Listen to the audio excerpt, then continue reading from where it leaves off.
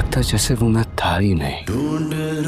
है नाम बताओ। रईस शेर जमान। क्या करते हो? करता था, बादशाहत करता था। एक छोटे से शहर में प्राइमरी स्कूल में क्लास 5 की टीचर थी। उनकी आदत थी कि वो क्लास शुरू करने से पहले हमेशा आई लव यू ऑल बोला करती, मगर वो जानती थी कि वो सच नहीं कहती। वो क्लास के तमाम बच्चों से यकसा प्यार नहीं करती थी। क्लास में एक बच्चा ऐसा था जो मिस आयशा को एक आंख न बाता। उसका नाम तारक था। तारक मैली कुचैली हालत में स्कूल आ जाया करता। उसके बाल बिगड़े हुए होते, जूतों के तस्मे खुले हुए, कमीज के कॉलर पर मैल का निशान। लेक्चर के दौरान भी उसका ध्यान कहीं और होता। मिस आयशा के डांटने पर वो चौंकर उन्हें देखने तो लग जाता, मगर उसकी खाली खाली नज़रों से उन्हें साफ पता लग रहा होता कि तारक जिस्मानी तौर पर क्लास में मौजूद होने के बावजूद भी दिमागी तौर पर गायब है। रफ्ता रफ्ता मिस आयशा को तारक से नफरत सी होने लगी। क्लास में दाखिल होते ही तारक मिस आयशा की सख्त तनकीद का निशाना बनने लगता। हर बुरी मिसाल तारक के नाम से मंसूब की जाती। बच्चे इस पर खिलखिलाकर हंसते और मिस आयशा इसकी तजलील करके तस्कीन हासिल करती। तारक ने अलबत्ता किसी बात का कभी कोई जवाब नहीं दिया था। मिस आयशा को वो एक बेजान पत्थर की तरह लगता, जिसके अंदर एहसास नाम की कोई चीज़ नहीं थी। हर डांट, तंज और सज़ा के जवाब में वो बस अपनी जज्बात से आरी नज़रों से उन्हें देखा करता और सर झुका लिया करता। मिस आयशा को अब इससे शदीद चिढ़ हो चुकी थी। पहला सेमेस्टर ख़त्म हुआ और रिपोर्टें बनाने का मरहला आया तो मिस आयशा ने तारक की प्रोग्रेस रिपोर्ट में उसकी तमाम बुराइयां लिख मारी। प्रोग्रेस रिपोर्ट वालिदैन को दिखाने से पहले हेड मिस्ट्रेस के पास जाया करती थी। उन्होंने जब तारक की रिपोर्ट देखी तो मिस आयशा को बुला लिया। मिस आयशा, प्रोग्रेस रिपोर्ट में कुछ तो प्रोग्रेस भी नज़र आनी चाहिए। आपने तो जो कुछ लिखा है इससे तारक के वालिदैन इससे बिल्कुल ही नाउम्मीद हो जाएंगे। मैं माजरत ख्वाह हूँ, मगर तारक एक बिल्कुल ही बदतमीज़ और नकामा बच्चा है। मुझे नहीं लगता कि मैं इसकी प्रोग्रेस के बारे में कुछ लिख सकती हूँ। मिस आयशा नफरत अंगेज लहजे में बोलकर वहाँ से उठ आई। हेड मिस्ट्रेस ने एक अजीब हरकत की। उन्होंने चपरासी के हाथ आयशा की डेस्क पर तारक की गुज़श्ता सालों की प्रोग्रेस रिपोर्ट रखवा दी। अगले दिन मिस आयशा क्लास में दाखिल हुई तो रिपोर्ट्स पर नज़र पड़ी। उलट पुलट कर देखा तो पता लगा कि ये तारक की रिपोर्ट्स हैं। पिछली क्लासों में भी इसने यकीनन यही गुल खिलाए होंगे, उन्होंने सोचा और क्लास 3 की रिपोर्ट खोली। रिपोर्ट में रिमार्क्स पढ़कर उनकी हैरत की कोई इंतहा न रही जब उन्होंने देखा कि रिपोर्ट इसकी तारीफों से भरी पड़ी है। तारक जैसा ज़हीन बच्चा मैंने आज तक नहीं देखा। इंतहाई एहसास बच्चा है और अपने दोस्तों और टीचरों से बेहद लगाव रखता है। आखिरी सेमेस्टर में भी तारक ने पहली पोजीशन हासिल कर ली है।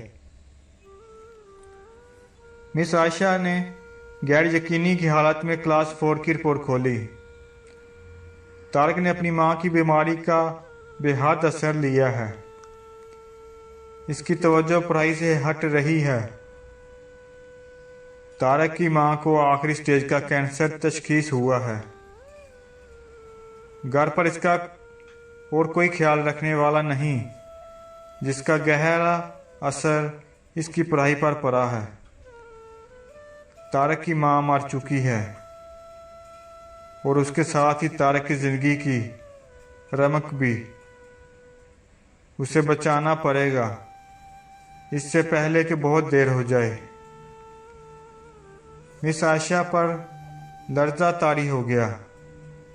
कांपते हाथों से उन्होंने प्रोग्रेस रिपोर्ट बंद की। आंसू उनकी आंखों से एक के बाद एक गिरने लगे। अगले दिन जब मिस आयशा क्लास में दाखिल हुई तो उन्होंने अपनी आदत के मुताबिक अपना रवायती जुमला आई लव यू ऑल दोहराया, मगर वो जानती थी कि वो आज भी झूठ बोल रही हैं, क्योंकि इसी क्लास में बैठे एक बेतरतीब बालों वाले बच्चे तारक के लिए जो मोहब्बत वो आज अपने दिल में महसूस कर रही थी, वो क्लास में बैठे और किसी बच्चे के लिए हो ही नहीं सकती थी। लेक्चर के दौरान उन्होंने हस्बे मामूल एक सवाल तारक पर दागा और हमेशा ही की तरह तारक ने सर झुका लिया। जब कुछ देर तक मिस आयशा की तरफ से कोई डांट फटकार और हम जमात साथियों की जानब से हंसी की आवाज़ उसके कानों में ना पड़ी तो उसने अचंभे में सर उठाकर उनकी तरफ देखा। खिलाफे तो अक्का उनके माथे पर आज बल ना थे। वो मुस्कुरा रही थी। उन्होंने तारक को अपने पास बुलवाया और उसे सवाल का जवाब बताकर ज़बरदस्ती दोहराने के लिए कहा। तारक 3-4 दफ़ा के असरार के बाद आखिर बोल ही पड़ा। उसके जवाब देते ही मिस आयशा ने ना सिर्फ खुद पर जोश अंदाज तालियां बजाई बल्कि बाकी सबसे भी बजवाईं। फिर तो ये रोज़ का मामूल बन गया। मिस आयशा हर सवाल का जवाब उसे खुद बताती और फिर उसकी खूब पजीराई करती। हर अच्छी मिसाल तारक से मंसूब की जाने लगी। रफ्ता रफ्ता पुराना तारक सकूत की कब्र फाड़ कर बाहर आ गया। अब मिस आयशा को सवाल के साथ जवाब बताने की ज़रूरत ना पड़ती। वो रोज़ बिला नुक्स जवाब देकर सबको मुतासर करता। नए नए सवालात पूछकर सबको हैरान भी।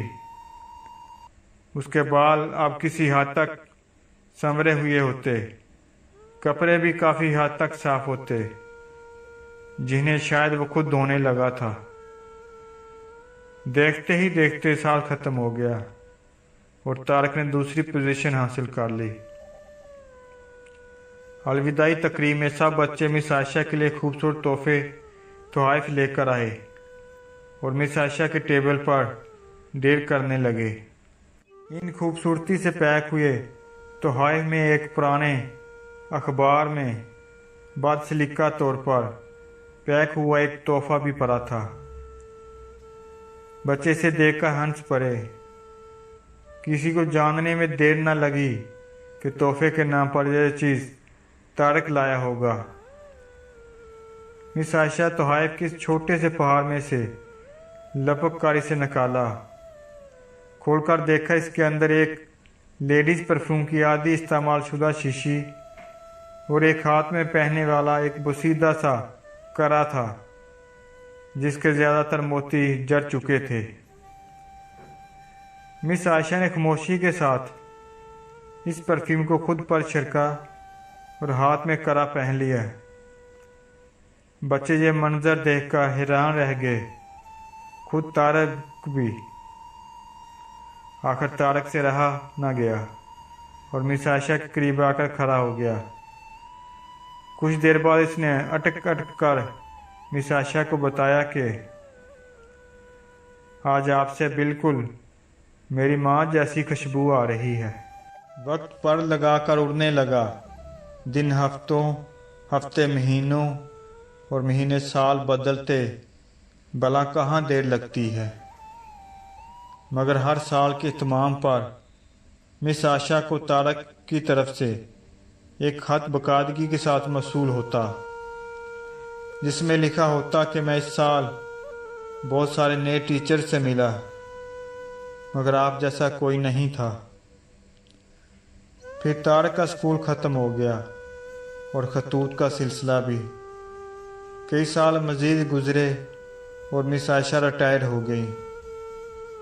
एक दिन उन्हें अपनी डाक में तारक का खत मिला, जिसमें लिखा था, इस महीने के आखिर में मेरी शादी है और मैं आपकी मौजूदगी के सिवा शादी का नहीं सोच सकता। एक और बात, मैं ज़िंदगी में बहुत सारे लोगों से मिल चुका हूँ, आप जैसा कोई नहीं, फ़कत डॉक्टर तारक। साथ ही जहाज़ का रिटर्न टिकट भी लिफाफे में मौजूद था। मिस आयशा खुद को हरगिज़ ना रोक सकी। उन्होंने अपने शौहर से इजाज़त ली और वो दूसरे शहर के लिए रवाना हो गई। ऐन शादी के दिन जब वो शादी की जगह पहुंची तो थोड़ी लेट हो चुकी थी। इन्हें लगा तकरीब ख़त्म हो चुकी होगी, मगर ये देखकर इनकी हैरत की इंतहा न रही कि शहर के बड़े बड़े डॉक्टर, बिजनेसमैन और यहाँ तक कि वहाँ मौजूद निकाह ख़वां भी अकताया हुआ खड़ा था। मगर तारक तकरीब की अदायगी की बजाय गेट की तरफ टकटकी लगाए उनकी आमद का मुंतज़र था। फिर सब ने देखा कि जैसे ही ये बुढ़िया टीचर गेट से दाखिल हुई, तारक उनकी तरफ लपका और उनका वो हाथ पकड़कर, जिसमें उन्होंने अब तक वो बसीदा सा कड़ा पहना हुआ था, और उन्हें सीधे स्टेज पर ले गया। माइक हाथ में पकड़कर उसने कुछ यूं ऐलान किया, दोस्तों, आप सब हमेशा मुझसे मेरी माँ के बारे में पूछा करते थे और मैंने सबसे वादा किया था कि जल्द आप सबको उनसे मिलवाऊंगा। ये मेरी माँ है। इस खूबसूरत कहानी को सिर्फ उस्ताद और शागिर्द के रिश्ते से मंसूब कर के ही मत सोचिएगा। अपने आस पास देखिए, तारक जैसे कई फूल मरझा रहे हैं। न जाने ये बेटी भी क्या अजीब चीज़ होती है। बेटी जब शादी के स्टेज से ससुराल जाती है तब पराई नहीं लगती, मगर जब वो मेके आकर हाथ मुंह धोने के बाद सामने टंगे टॉवल के बजाय अपने बैग से मुख्तसर सा रुमाल से मुंह पोंछती है तब वो पराई लगती है। जब वो बावर्ची खाने के दरवाजे पर नामालूम सी खड़ी हो जाती है तब वो पराई लगती है। जब वो पानी के गिलास के लिए इधर उधर आंखें घुमाती है तब वो पराई लगती है। जब वो पूछती है वॉशिंग मशीन चलाऊं क्या, तब वो पराई लगती है। जब मेज़ पर खाना लगने के बाद भी बर्तन खोलकर नहीं देखती तो वो पराई लगती है। जब पैसे गिनते वक्त अपनी नज़रें चुराती है तब वो पराई लगती है। जब बात बात पर गैर ज़रूरी कहके लगाकर खुश होने का ड्रामा करती है तब वो पराई लगती है। तब हमेशा के लिए पराई होगी ऐसे लगती है। लेकिन गाड़ी में बैठने के बाद जब वो चुपके से आप आंखें छुपा के खुश करने की कोशिश करती तो वो परायापन एक झटके में बह जाता, तब वो पराई सी लगती है।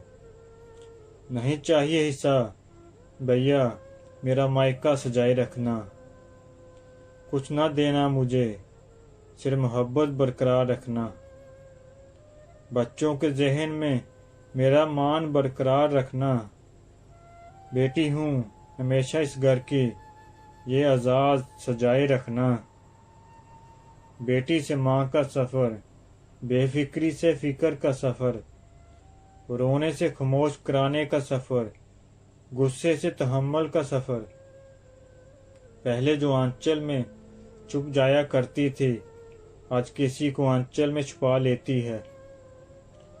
पहले जो उंगली पे गर्म लगने से घर को सर पर उठाया करती थी, आज हाथ जल जाने पर भी खाना बनाया करती है। पहले जो छोटी छोटी बातों पे रोया करती थी, आज वो बड़ी बड़ी बातों को ज़हन में छुपाया करती है। पहले बाई दोस्तों से लड़ लिया करती थी, आज उनसे बात करने को भी तरस जाती है। माँ माँ कहकर पूरे घर में खेला करती थी, आज माँ सुन के आस्था से मुस्कुराया करती है। 10 बजे उठने पर भी जल्दी उठ जाना होता था, आज 7 बजे उठने पर भी लेट हो जाया करती है। अपने शौक पूरे करते करते ये साल गुजर जाता था, आज खुद के लिए एक कपड़ा लेने को तरस जाया करती है। सारा दिन फ्री होकर भी बिजी बताया करती थी, अब पूरे दिन काम करके भी काम चोर कहलाती है। एक इम्तिहान के लिए पूरे साल पढ़ा करती थी, अब हर रोज बगैर तैयारी के इम्तिहान दिया करती है। न जाने कब किसकी बेटी किसकी माँ बन गई, कब बेटी माँ के सफर में तब्दील हो गई। बेटी की उम्मीद पे वक्त बाप पूरा उतरता है, ये किसी और के बस की बात नहीं। बाबा मुझे छोड़कर गए तो जमाने ने बताया कि जिन बेटियों के बाप नहीं होते उनका कोई भी हमदर्द नहीं होता। बेटे अगर औलादे नरीना होते हैं तो बेटियां भी औलादे नगीना होती हैं, और नगीनों को ठेस नहीं लगनी चाहिए, चाहे वो अपनी हो या पराई। और जिस दिन तुम बेटी के बाप बन जाओगे, जब वो तुम्हें माल नहीं मान नजर आएगी। हर बेटी का बाप बादशाह नहीं होता, पर हर बेटी अपने बाप के लिए शहजादी जरूर होती है।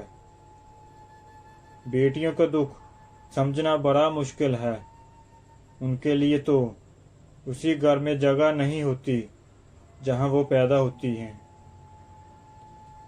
बेटे नेमत हैं और नेमतों का हिसाब लिया जाएगा, बेटियां रहमत हैं और रहमतों का कोई हिसाब नहीं। बेटियां फूलों की तरह होती हैं, उनकी कदर करो, क्योंकि ये फूल आपके घर की जीनत हैं। बेटी रहमत का दरवाज़ा, बख्शिश का जरिया और जहन्नम की डाल है। बेटी की कदर करें, बेटियां सबके नसीब में कहाँ होती हैं, घर जो खुदा को पसंद आ जाए वहाँ होती हैं। बेटी अल्लाह की रहमत होती है और रहमत कभी बोझ नहीं होती।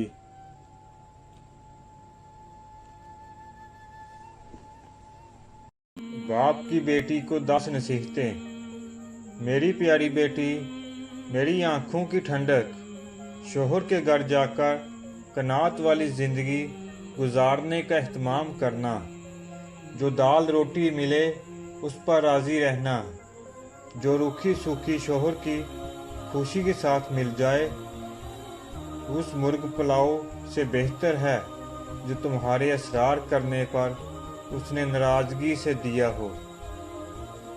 मेरी प्यारी बेटी, इस बात का ख्याल रखना कि अपने शोहर की बात को हमेशा तवज्जो से सुनना और इसको अहमियत देना, और हर हाल में उनकी बात पर अमल करने की कोशिश करना। इस तरह तुम उनके दिल में जगह बना लोगी, क्योंकि असल आदमी नहीं, आदमी का काम प्यारा होता है। मेरी प्यारी बेटी, अपनी जीनत व जमाल का ऐसा ख्याल रखना कि जब वो तुझे निगाह भर के देखे तो अपने इंतखाब पर खुश हो, और सादगी के साथ जितनी भी इस्तेआत हो खुशबू का इस्तेमाल ज़रूर करना। اور یاد رکھنا کہ تیرے جسم و لباس کی کوئی بو یا کوئی بری بات اسے نفرت و اکراہت نہ دلائے۔ میری پیاری بیٹی، اپنے شوہر کی نگاہ میں بلی معلوم ہونے کے لیے اپنی آنکھوں کو سرمے اور کاجل سے حسن دینا، کیونکہ پرکشش آنکھیں پورے وجود کو دیکھنے والے کی نگاہوں میں جچا دیتی ہے۔ غسل اور وضو کا اہتمام کرنا کہ یہ سب سے اچھی خوشبو ہے۔ میری پیاری بیٹی، ان کا کھانا وقت سے پہلے ہی اہتمام سے تیار رکھنا، کیونکہ دیر تک برداشت کی جانے والی بھوک برکتے ہوئے شعلے کی مانند ہو جاتی ہے، اور ان کے آرام کرنے اور نیند پوری کرنے کے اوقات میں سکون کا ماحول بنانا، کیونکہ نیند ادھوری رہ جائے تو طبیعت میں غصہ اور چڑچڑاپن پیدا ہو جاتا ہے۔ میری پیاری بیٹی، ان کے گھر اور ان کے مال کی نگرانی، یعنی ان کے بغیر اجازت کوئی گھر میں نہ آئے، اور ان کا مال لغویات، نمائش و فیشن میں برباد نہ کرنا، کیونکہ مال کی بہتر نگہداشت حسن انتظام سے ہی ہوتی ہے، اور اہل عیال کی بہتر حفاظت حسن تدبر سے۔ میری پیاری بیٹی، ان کی رازدار رہنا، ان کی نافرمانی نہ کرنا، کیونکہ ان جیسے برائب شخص کی نافرمانی جلتی پر تیل کا کام کرے گی، اور تم اگر اس کا راز دوسروں سے چھپا کر نہ رکھ سکی تو اس کا اعتماد تم پر سے ہٹ جائے گا، اور پھر تم بھی اس کے دو رخے پن سے محفوظ نہیں رہ سکو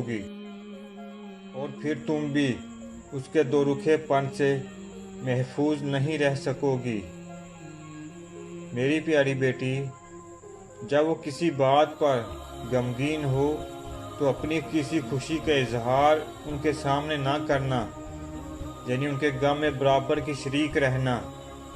شوہر کی کسی خوشی کے وقت غم کے اثرات چہرے پر نہ لانا، اور نہ ہی شوہر سے ان کے کسی رویے کی شکایت کرنا۔ ان کی خوشی میں خوش رہنا، ورنہ تم ان کے قلب کے مقدر کرنے والی شمار ہوگی۔ میری پیاری بیٹی، اگر تم ان کی نگاہوں میں قابل تکریم بننا چاہتی ہو تو اس کی عزت و احترام کا خوب خیال رکھنا، اور اس کی مرضیات کے مطابق چلنا، تو اس کو بھی ہمیشہ اپنی زندگی کے ہر مرحلے میں اپنا بہترین رفیق پاؤ گی۔ میری پیاری بیٹی، میری اس نصیحت کو پلو سے باندھ لو اور اس پر گرہ لگا لو کہ جب تک تم ان کی خوشی اور مرضی کی خاطر کئی بار اپنا دل نہیں مارو گی، اور ان کی بات اوپر رکھنے کے لیے خواہ تمہیں پسند ہو یا ناپسند، زندگی کے کئی مرحلوں میں اپنے دل میں اٹھنے والی خواہشوں کو دفن نہیں کرو گی، اس وقت تک تمہاری زندگی میں بھی خوشیوں کے پھول نہیں کھلیں گے۔ اے میری پیاری اور لاڈلی بیٹی، ان نصیحتوں کے ساتھ میں تمہیں اللہ کے حوالے کرتا ہوں۔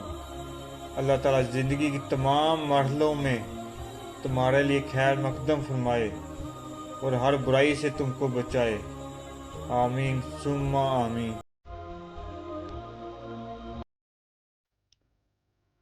کہاں کوئی ایسا ملا جس پہ دنیا لٹا دیتے، کہاں کوئی ایسا ملا جس پہ دنیا لٹا دیتے، ہر ایک نے دھوکہ دیا، کس کس کو بلا دیتے، ہم نے اپنا غم اپنے دل میں دبا رکھا ہے، اگر کرتے بیاں تو بڑی محفل کو رلا دیتے۔ روٹھی ہوئی زندگی کو منانا تو آتا ہے، روٹھی ہوئی زندگی کو منانا تو آتا ہے، خود نہ ہنس سکے پر اوروں کو ہنسانا تو آتا ہے۔ ہم خود نہ بچ سکے کسی کے دل میں تو کیا ہوا، ہم خود نہ بچ سکے کسی کے دل میں تو کیا ہوا، پر لوگوں کو اپنے دل میں بسانا تو آتا ہے۔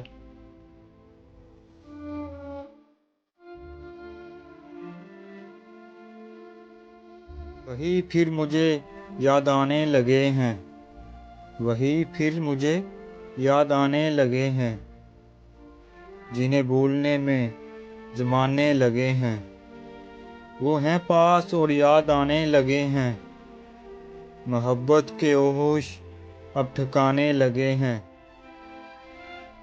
سنا ہے ہمیں وہ بھولنے لگے ہیں، تو کیا ہم انہیں یاد آنے لگے ہیں؟ ہٹائے تھے جو راز سے دوستوں کی، ہٹائے تھے جو راز سے دوستوں کی، وہ پتھر میرے گھر میں آنے لگے ہیں۔ یہ کہنا تھا ان سے محبت ہے مجھے، یہ کہنے میں مجھ کو زمانے لگے ہیں۔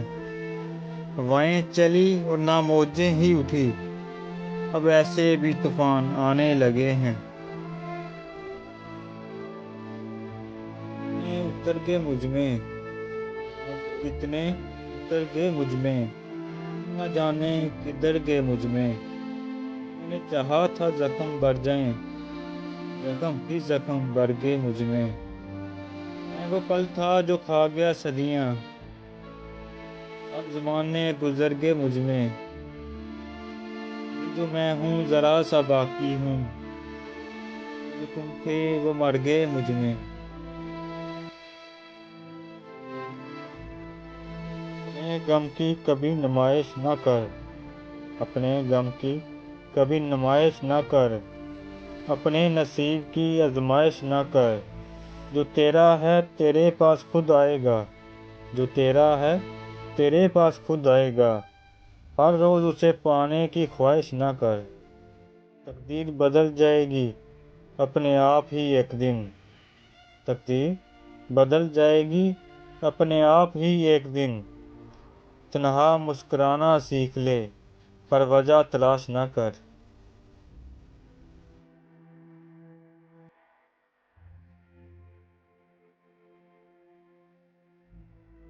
میں بھول جاؤں تجھے ایسا کبھی ہوا ہی نہیں، میں بھول جاؤں تجھے ایسا کبھی ہوا ہی نہیں، تیرے سوا میرے دل میں کوئی بسا ہی نہیں۔ ملے تھے راہ میں یوں تو ہزار چہرے، میری نگاہ میں لیکن کوئی جچا ہی نہیں۔ جو تم نے توڑ دیا تو کروں کیا اس کا گلہ، سکون دل کو میرے تو کبھی ملا ہی نہیں۔ تمام عمر کٹی انتظار میں اس کے، تمام عمر کٹی انتظار میں اس کے، وہ جس نے پیار کبھی مجھ سے تو کیا ہی نہیں۔ یہی تھا اپنا ارادہ تیرا تقاضا بھی، بشر کے تجھ سے کوئی سانس میں جیا ہی نہیں۔ یہ سوچ کر ہی اشک ہر ایک پی رہا ہوں، یہ سوچ کر ہی اشک ہر ایک پی رہا ہوں میں، وہ خوش رہیں جن کے لیے جی رہا ہوں میں۔ صبر جتنا تھا کر لیا میں نے، صبر جتنا تھا کر لیا میں نے، اب تم مل ہی جاؤ تو بہتر ہے۔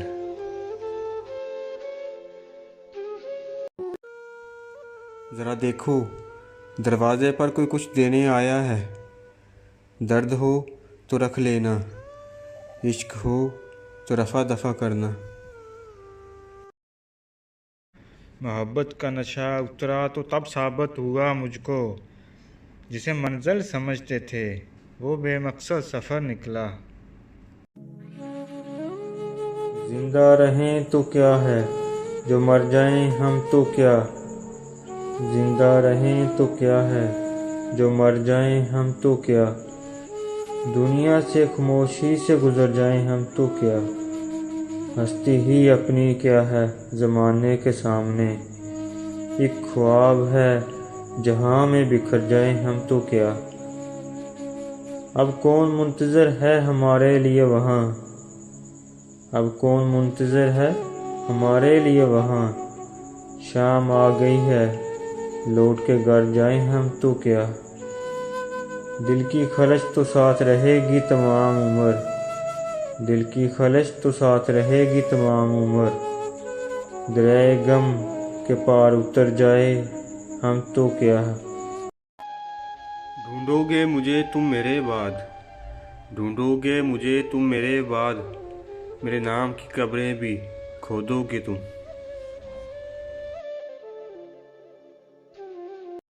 وہ میری نکاح کی رات تھی، ایک انچاہا نکاح، مولوی صاحب آنے والے تھے، ایسے میں ہر طرف گہما گہمی تھی، کہیں گہرا سکوت بھی تھا، جہاں وہ کھڑا تھا، جہاں میں کھڑی تھی، وقت کا کام تھا گزر جانا، تو وہ دھیرے دھیرے گزرتا رہا۔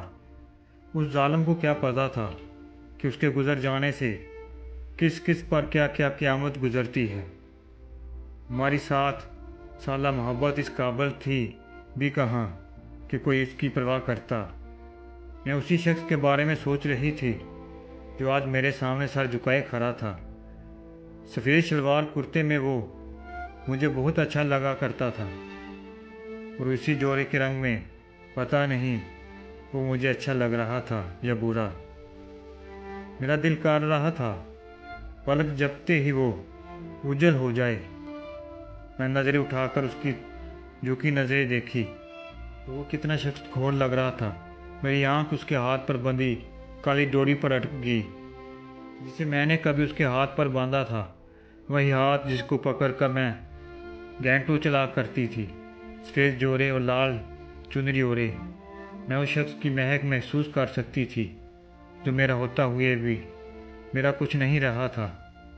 کل کی بات تھی جب وہ میرے لیے یہ جوڑا لے میرے کمرے میں لے کر آیا تھا، مائیوں کے پیلے جوڑے میں کرسی پر کمر ٹکائے اور خاموشی کی قفل سجائی آنکھیں موندے شاید میں اسے اداس غزل لگی تھی۔ وہ عین میرے قدموں میں بیٹھ گیا، مجھے اس کے قدموں کی چاپ حفظ تھی، مجھے اس کے جسم مہکتی خوشبو کی پہچان تھی۔ خاموش کمرے میں آواز گونجی تو میرا دل تھم سا گیا، یہ شادی مت کرو، مگر میرے بولنے کی سکت ہو چکی تھی۔ میری خاموشی پر اسے نے اپنا برم رکھنے کے لیے بات جاری کی، یہ شادی مت کرو، اگر میں کہوں تو تم نہیں مانو گی، لیکن ایک بات تو مان سکتی ہو کیا؟ میرے بند آنکھیں کھلنے سے نکاری تھی، مجھے لگا میں آنکھیں کھولوں گی تو غائب ہو جائے گا، اور مزید آنکھیں بند کروں گی تو میں پتھر کی ہو جاؤں گی، لیکن میں پتھر کی نہ ہو سکی، اور میں نے یہ جوڑا ہمارے نکاح کے لیے خریدا تھا، یہ ہمارے نکاح پر نہ صحیح تم اپنے نکاح پر پہن لو۔ میں نے آنکھیں کھول دی لیکن وہ غائب نہ ہوا، میری گود میں رکھا اس کا سر مجھے گونگا کر گیا۔ انکار مت کرنا، میری ہچکیاں کے ساتھ اس کی بجل آواز نکلی۔ وہ یکدم اٹھا اور جانے لگا۔ تھوڑی دیر رک جاؤ، میں نے کہا، میں تم سے کہوں کہ رک جاؤ، کیا تم رک جاؤ گی؟ نہ جانے وہ مجھے بتا رہا تھا یا پوچھ رہا تھا۔ تم جانتے ہو ابا مرنے والے ہیں، میں انکار کر کے ان کو وقت سے پہلے مار نہیں سکتی ہوں۔ اور پل بھر میں ہی وہ پورے قد سے وہ شخص زمین بوس ہو گیا۔ میں لمحہ لمحہ مر رہا ہوں، اس کی آواز میرے کانوں میں گونجی، اور تم دیکھنا میں مر جاؤں گا، اتنا آسانی سے کوئی نہیں مرتا۔ میرے اپنے الفاظ مجھے گائل کر گئے، میری آنکھوں کے سامنے اندھیرا چھا گیا، اور کسی نے کہا کہ اس کو دل کا دورہ پڑا اور وہ مر گیا۔ کاش میں اسے بتا سکتی کہ اس کو میری محبت نکل گئی، میرا ہونا اسے کھا گیا۔ محبت نہ مری، میرا محبوب مر گیا۔ گویا ہجر کا موسم آن ٹھہرا، لمحہ لمحہ میں بھی مرنے لگی، لیکن میں اتنی آسانی سے نہیں مری جتنی آسانی سے وہ مر گیا۔